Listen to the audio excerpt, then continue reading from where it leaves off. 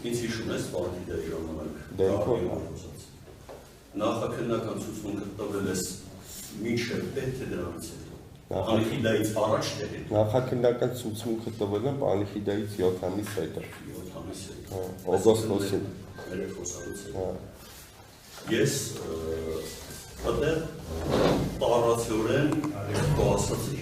հիշացնեմ միացած կարող է թարմացնել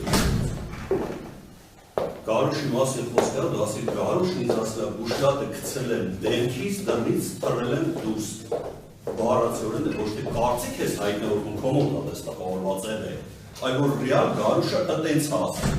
շարունակի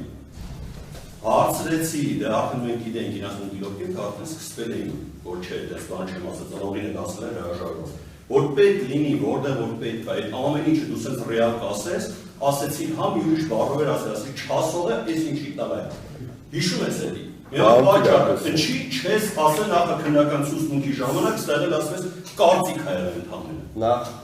այդ ձեր ասածը որ դուք ասում եք ես հարգելով ձեր վիշտը ես երբևէ որևէ բան ասելուց չեմ օգտագործել հայերեն առհասարակ